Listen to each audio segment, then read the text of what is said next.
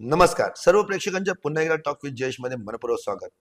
आज talk with Jayesh मध्ये आपल्या सोबत आहेत राष्ट्रवादीचे शहर अध्यक्ष, राष्ट्रवादी शरद पवार गटाचे शहर अध्यक्ष लकी सिटी। लकीजी आपलं मनपूर्वक स्वागत। धन्यवाद। लकीजी आपण आता बघतोय निवडणुकीचा शेवटचा टप्पा आता सुरू होतोय। काय काही गोष्टी अशा आहेत की अजून काही जनतेला संभ्रमावस्था आहे, काही परिस्थिती अशी आहे की आपण विचार केला गेला पाहिजे। प्रथमतः आपण एकीकडे वळूया, या निवडणुकीला आपण सामोरे जातात, यामागे लोकसेवा कशा पद्धतीने का राजकारण म्हणून आपण याच्यात आलात? मी खरवास्तिक लोकसेवा म्हणून राजकारणात आलेलो आहे। माझं कुठलीही पार्श्वभूमी नाही। माझे वडील असतील किंवा माझे आजोबा असतील, माझे मामा वगैरे असतील, ते कुठलेही लोक राजकारणात नव्हते। मी सामाजिक क्षेत्रात काम आवड असल्यामुळे मी सामाजिक क्षेत्रात आलो।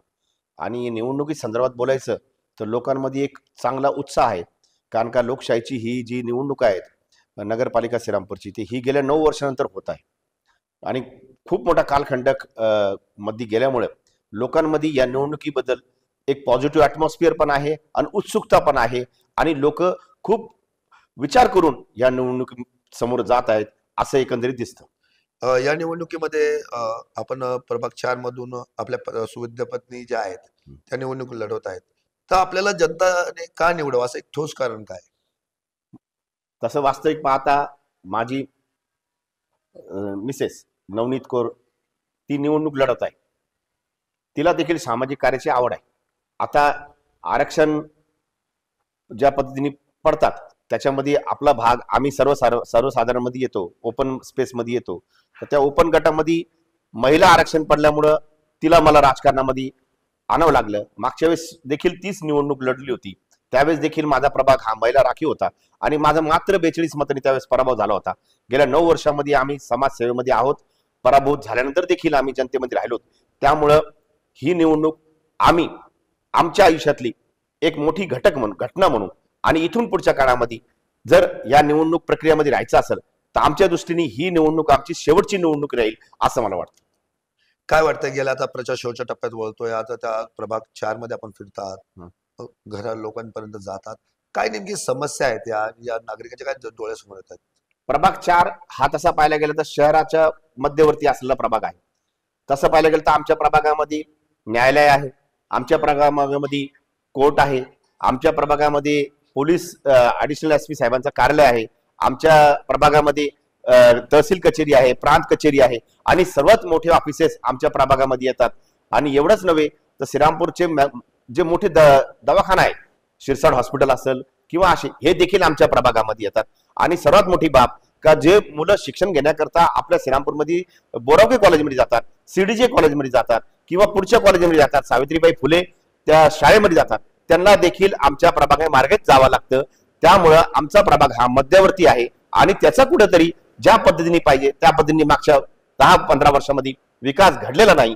त्यामुळं आम्हाला आता त्या भागाचा चेहरा मोहरा बदलायची एक मोठी जबाबदारी घेऊन आणि जबाबदारी पण घेत आहोत आणि आम्ही पूर्णपणे ते काम करण्याची लोकांना शब्द पण देत आहोत। नेमकी काय समस्या तिथं आहेत सध्याला आपण लोकांपर्यंत जात आहे? समस्या अनेक आहेत म्हणण्यापेक्षा आता तुम्ही बघत आहात का श्रीरामपूरमध्ये सर्वात मोठा प्रश्न गेल्या 2 ते 6, 7, 8 महिन्यापासून पाण्याचा प्रश्न मोठा झाला आहे।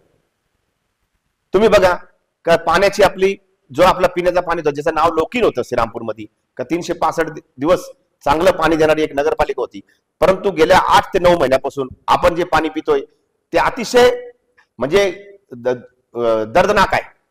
त्यामुळे आजार पण वाढलेले आहेत आणि लोकांना लगेच चव लक्षात येऊ राहिली पाण्याची, आणि त्यामुळं आरोग्याबद्दल सुविधा देण्याचं काम मी करल। तसंच नगरपालिकेमध्ये जर मला आवाज उठवत आला तर आम्ही गेल्या 20-22 वर्षापासून सामाजिक राजकीय क्षेत्रात काम करत आहोत।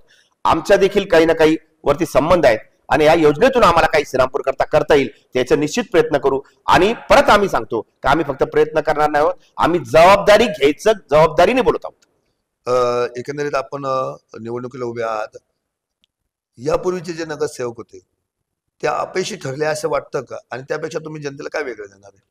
असं हे परिवर्तन हा समाजाची म्हणजे नियम आहे।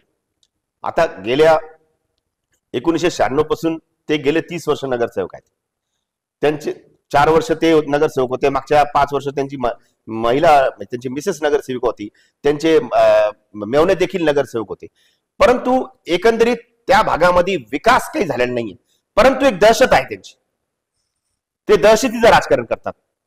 ते साम डाम दंडभेद निवडणूक जिंकण्याकरता पूर्णपणे प्रयत्न करतात, परंतु नंतरच्या काळामध्ये त्यांचा जनतेमध्ये संपर्क राहत नाही. पण दडपशाही आणि कुठेतरी पैशाचा मारा, अवैध रीती कमवलेली पैशाची सत्ता आणि ताकद, आणि सर्वात मोठी बाब का ते कुठे प्रामाणिक देखील राहत नाही. त्यामुळे जनता त्यांच्या दहशतीत आहे. ते प्रत्येक वेळेस नवीन पार्टी बरोबर असतात, प्रत्येक वेळेस ते नवीन नेत्याबरोबर असतात. आणि मागच्या 9 वर्षामध्ये त्यांनी कहरच केलाय. ते निवडून काँग्रेसकडून आले, नंतरच्या काळामध्ये त्यांनी अनुराधाकडे दुसऱ्याच दिवशी प्रवेश केला. म्हणजे निवडणुकीचा निकाल लागला, निकाल लागल्यावर कुठलंही भांडण नाही, कुठलं काही नाही, आणि ते दुसऱ्या दिवशी डायरेक्ट त्या दुसऱ्या पार्टीत गेले. त्या पार्टीतून त्यांनी आमदार बरोबर घेतला. त्या आमदारांची निवडणूक लागली, त्या आमदाराला वेगळ्या पक्षात घेऊन गेले. त्या आमदाराची निवडणूक त्याचा बिचाराचा पराभव झाला. नंतरच्या काळामध्ये त्यांनी अनुराधा अडिगांबरोबर सहवास लाभ घेतला. त्यांचा कार्यकाळ संपल्यावर ते परत दुसऱ्या आमदाराकडे गेले. त्या आमदाराबरोबर ते राहिले, आणि त्या आमदाराचा देखील त्यांनी 2024च्या विधानसभाच्या निवडणुकीमध्ये पराभव झाला. म्हणजे एकंदरीत ते त्यांचा पक्ष बदलतात, एकंदरीत ते निष्ठावंत नाहीत, एकंदरीत ते कुठं पण जाऊ शकतात, ही जी भावना आहे. आणि या भावनेमुळे जनतेला कुठेतरी त्यांच्याबद्दल आक्रोश निर्माण झाला. आता जर तुम्ही कुठलंही कारण नसताना नेते आणि पार्ट्या बदलत आहात, तर लोकांनी तुमच्याकडून काय बघावं, हा सर्वात मोठा प्रश्नचिन्ह आमच्या भागात आहे. आणि राहिला विषय घराण्याशाचा, तर मी गेल्या 25 वर्षापासून माझ्या परिवारामध्ये, माझ्या संबंधामध्ये मी एकटंच निवडणूक लढवत आहे. परंतु त्यांचे 1 चे 2 नगरसेवक झाले, आणि ह्या निवडणूकमध्ये भारतीय जनता पार्टीने त्यांना 3 जागा दिल्या. आणि आमच्या प्रभागामध्ये भारतीय जनता पार्टीचे जुने कार्यकर्ते, शहराध्यक्ष असतील, ज्यांनी मागच्या निवडणूक लढवल्या असतील, अशा लोकांचे तिकीट कापले गेले.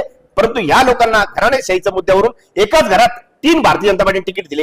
ही देखील त्यांची दहशत आहे, ही देखील त्यांची सत्तेतली इकडून तिकडे जाण्याची जी परंपरा आहे तीच आहे. जर आपल्याला जनतेने सेवा करण्याची संधी दिली, नगरपालिकेत पाठवलं, पहिल्या 100 दिवसात असं कोणतं काम आहे जे आपण करून ना? हे बघा, गेल्या 24 वर्षामध्ये ज्यांनी सत्ता भोगली, आणि नगरपालिका ही 3 टायर संस्था असते. म्हणजे नगरपालिकामध्ये जी सुविधा द्यायच्या आहेत, त्या तुम्हाला सुविधा आरोग्याबद्दल द्यायच्या आहेत, सॅनिटायझेशन असेल ते द्यायचं आहे, आरोग्याबद्दल द्यायचे आहेत, तुम्हाला चांगलं पाणी द्यायचं आहे, तुमच्या घरातून जे पण आपण वेस्ट काढतो त्याला व्यवस्थित मार्ग काढला गेला पाहिजे. त्यामुळे माझा प्रभागाची अडचण ही आहे का माझा प्रभागाला कॅनॉल, म्हणजे पाटबंधारे विभागाचा कॅनॉल माझ्या प्रभागामध्ये येतो. त्यामुळे सर्वात मोठी समस्या आमची ही आहे का तुम्ही जर पंजाबी कॉलनी परिसरामध्ये आले, खबडी परिसरामध्ये आले, किंवा त्याच्या लगत परिसरामध्ये आले, तर ड्रेनेज जी आहे ती सिस्टीम ती पूर्णपणे कोलमडलेली आहे. कॅनॉलहून तिकडे पाणी जात नाही. त्यामुळे ह्यावेळेस आता पाऊस झाला तर अनेक घरामध्ये पाणी गेलं. तुम्ही बघा, आजही तुम्ही आमच्याकडे आले तर गटरीमध्ये पाणी तुंबलेलं असतं.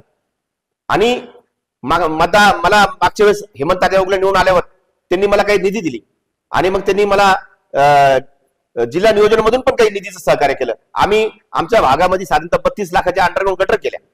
कानाडे साहेब निवडून आले होते त्यावेळेस मी त्यांच्याकडून काही सिमेंटचे रस्ते करून घेतले. तीच परंपरा मी पुढे चालू ठेवणार आहे. 100 दिवसचा हा स्पॅन खूप छोटा आहे, आणि आपण काहीतरी खोटं नाटक बोलायचं मला असं वाटत नाही. परंतु मी तुम्हाला ग्वाही देतो का मला जर जनतेने सेवा करण्याची संधी दिली तर त्याच्यात माझ्यातल्या 100% जनतेला मी विश्वास देतो का त्यांच्या मी विश्वासाला तडा जाऊन देणार नाही. आणखीन एक प्रश्न असा आहे की आता आपण म्हणले की निवडणूक आल्या होत्या, दहशतीखाली, पैशाखाली अनेक आरोप तुम्ही केलेले आहेत. आपण आमच्या माध्यमातून जनतेला हा विश्वास देऊ शकता की आपण जनतेसाठी उपलब्ध राहाल जर आपल्या जनतेने सेवा दिली? आता हा प्रश्न तुम्ही मला विचारला, आणि हा प्रश्न तुमच्या दृष्टीने योग्य पण आहे. कारण तो अनेक प्रभागामध्ये जनतेची हीच ओरड असती का आम्ही निवडून दिलेला माणूस जात नाही. परंतु माझी तुम्हाला व्यक्तिगत विनंती आहे का मी माझा प्रभाग 3 होता, आणि मी 42 मतांनी पराभूत झालो. त्याच्या अगोदर देखील मी निवडणुकीमध्ये निवडणुका लढवल्या. मी श्रीरामपूरमध्ये 1999 साली जयंतराव सासने यांनी मला शिक्षण मंडळावर घेतलं. 2004 साली मला पीपल्स कोऑपरेटिव्ह बँकेवर संचालक घेतलं, आणि 2006 पासून मी नगरपालिकेच्या निवडणूक लढवत आहे. माझा आणि जनतेचा संपर्क हा ती माझी जनताच दाखवली किती आहे. काय वाटतं आपल्या प्रभागामध्ये महिलांची सुरक्षा आणि नागरिकांची सुरक्षा हा एक मोठा प्रश्न, खूप मोठा प्रश्न आहे. त्याच्यावर कसं पण मुळातच मला देखील, माझ्या घरी देखील मला मुलगी आहे, मला बायको आहे. त्यामुळे हा प्रश्न खूप गंभीर आहे. खास करून आमच्या प्रभागामध्ये अनेक असे गोष्टी घडलेल्या आहेत ज्याचा मी उल्लेख करू इच्छित नाही. कारण का किती जरी केलं तर त्या माझ्या बहिणी आहेत आणि माझ्या बहिणीचे अब्रू मी असं उघडपणे बोलणं हे मला कदापि सहन होत नाही आणि मी या भानगडीत देखील पडत नाही. माझ्या 52 वर्षाच्या कारकिर्दीमध्ये माझं चरित्र जनतेसमोर आहे, माझ्या विरोधकांचं चरित्र जनतेसमोर आहे. त्यामुळे जनता निर्णय घेईल काय तो. त्यांच्या सुरक्षेच्या दृष्टीने आपण काय करणार? मग सुरक्षित आता मी तेच सांगतो, माझ्या 52 वर्षाच्या कारकिर्दीत माझ्या वयामध्ये माझं चरित्र जे आहे तीच सुरक्षा आहे, तीच सुरक्षा कवच आहे त्यांना. अनेक वेळा असं होतं की जनता आहे, जनतेचं प्रतिनिधित्व आपण करतायत, पण पक्ष देखील आपण आहात. उद्या असा काही निर्णय घ्यायची वेळ आली की पक्षाचा आदेश असेल आणि दुसरीकडे जनतेचं नुकसान होणार असेल, तेव्हा तुमची भूमिका काय असणार? माझ्याकरता जनता सर्वोपरी आहे आणि मी ज्या पक्षाशी काम करतो त्या पक्षाकरता सुद्धा जनता सर्वोपरी आहे. त्यामुळे तुमचा प्रश्न निश्चित कुठल्या तरी पक्षाकरता असेल, पण माझ्या पक्षाकरता हा प्रश्न होऊ शकत नाही. माझा पक्ष आणि मी दोन्ही देखील आम्ही जनतेची सेवा करण्याकरता तत्पर आहोत, तत्पर राहू, एवढं सांगतो. नाही, राजकारणामध्ये आता आपण बघितलं तर नैतिकता ढासळलेलं राजकारण सर्वच पक्षांमध्ये बघायला मिळतंय. असा एकही पक्ष नाही की जे आज ठोकपणे म्हणू शकतो की आम्ही जनतेचे सेवक आहोत. आज रात्री जे तुमचे नेते आहेत, आज रात्री जर इथं असतील तर सकाळी दुसऱ्या पक्षात दिसतात, तिसऱ्या पक्षात दिसतात. अशी परिस्थिती गल्लीपासून दिल्लीकडच्या राजकारणात झाली. कारण की हा प्रश्न हा जनतेला पडलेला आहे की जो जनतेसाठी काय, आपल्यासाठी नैतिकता जनतेची काय आहे. तुमचा प्रश्न योग्य आहे जयेशजी, परंतु तुम्ही बघा की मी 99 साली राजकारणामध्ये जयंतराव सासणे साहेबरोबर आलो. नंतरच्या काळामध्ये त्यांच्याबरोबर जरी माझं पटलं नसेल, परंतु मी जो काँग्रेस विचार होता, फुले शाहू आंबेडकर जी विचारसरणी होती ती मी कुठली सोडली नाही. मी जरी काँग्रेस पक्षात नव्हतो, मी राष्ट्रवादी काँग्रेसमध्ये गेलो. त्यावेळेस राष्ट्रवादी काँग्रेस पार्टी एकच होती आणि 2015 पासून मी राष्ट्रवादीचा शहर अध्यक्ष आहे. मी या निवडणुकीमध्ये माझ्या विचाराशी प्रामाणिक राहिलेलो आहे, माझ्या सेक्युलर विचाराशी प्रामाणिक राहिलेलो आहे, फुले शाहू आंबेडकर या विचाराशी प्रामाणिक राहिलेलो आहे. मी अनेक नेत्यांबरोबर काम केलं, माझं त्या नेत्यांबरोबर जरी पटलं नाही, परंतु मी त्या पक्षाशी त्या विचारसरणीशी कधी कॉम्प्रोमाइज केला नाही आणि इथून पुढच्या काळातही करणार. पुढील 5 वर्षाचा विकास आराखडा आपण आपल्या प्रभागातील जनतेला मांडला आहे का आणि काय नेमके अजेंडा राहणार? मी तुम्हाला अगोदरच सांगितलं की आमचा पंजाबी कॉलनी जो परिसर आहे किंवा आमचा प्रभाग 4 जो आहे हा शहराच्या मध्यवर्ती आहे.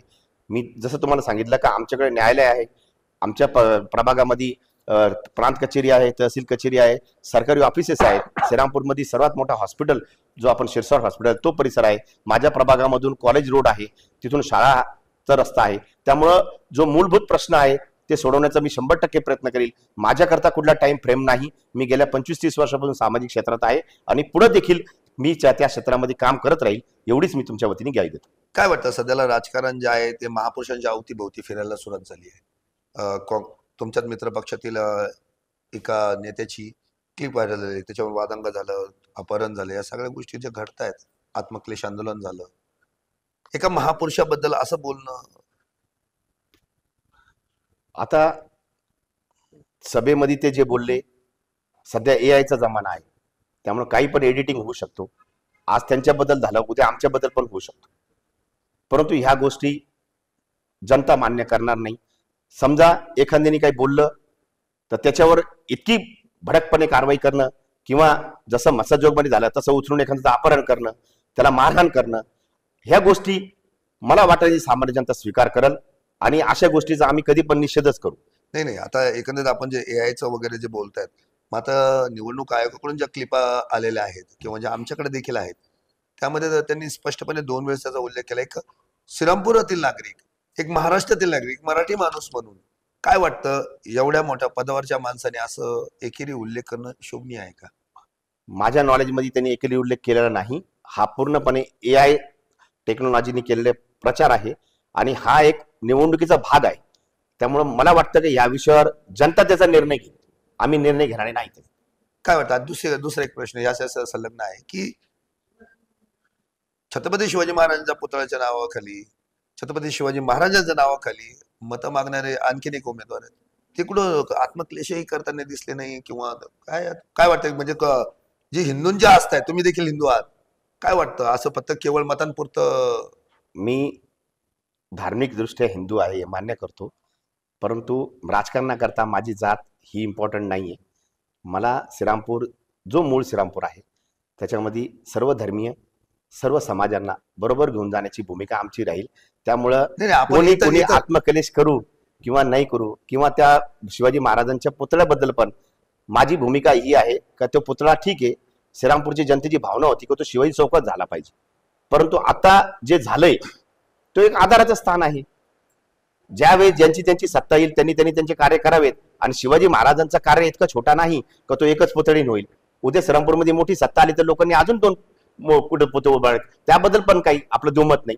उद्या आमची सत्ता आली तर आम्हाला जर कोणी सांगितलं तर आम्ही अजून एक पुतळ्याची उभारणी करण्याचा नक्कीच. प्रयत्न आता आपण ज्या पक्षासोबत आहोत, त्यांची 25 वर्ष सत्ता होती, त्यांच्याकडून ते झालं नाही. पण पालकमंत्री राधाकृष्ण विखे पाटील असतील किंवा त्यांच्या मित्र महायुतीच्या लोकांनी करून तर दाखवलं ना, जे 40 वर्षाचा प्रलंबित प्रश्न ठीक आहे ना, सोडवला. त्यांनी प्रश्न सोडवायचा प्रयत्न केला, त्याबद्दल त्यांचे आभार. नक्कीच. आता शेवटच्या राऊंडकडे वळूया रॅपिड वन. आपण नगरसेवक झाला तर, आपल्या घरात आता आपली पत्नी आहे, आपल्या घरात नगरसेवक पद आलं तर काय? जनतेची सेवा. आणि जनतेची सेवा अशी करू का जनतेने सुद्धा सांगितलं पाहिजे पुढच्या 5 वर्षानंतर का ह्याला आपण अगोदर संधी दिली असती तर निश्चितच ह्याने अजून काहीतरी कायापालट केली असती.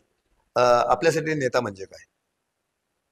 नेता म्हणजे, नेता हा शब्द राहिला. मी नेता कधीच म्हणजे नेता हा मित्र पाहिजे, मित्र हा सुखादुखात पाहिजे, नेता हा म्हणजे त्याच्या मागे खंबीरपणे उभा राहिलेला माणूस पाहिजे.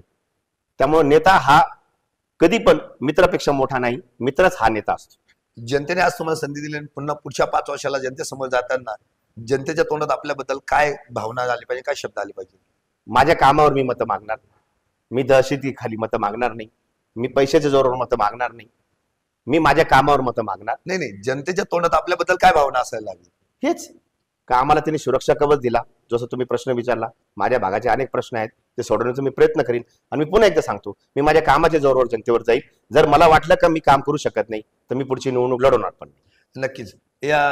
या ठिकाणी टॉक विथ जयेश मध्ये आता राष्ट्रवादी शरद पवार गटाचे जे शहराध्यक्ष आहेत, तसेच प्रभाग क्रमांक 4 मधून त्यांच्या पत्नी देखील या ठिकाणी उमेदवारी करतात, असे लकी सिटी यांच्याशी आपण विविध विषयांवरती चर्चा केली. मात्र या चर्चेच्या अनुषंगाने अनेक विषयाला हात घालत त्यांनी अनेक गोष्टींना उजाळा देखील दिलाय.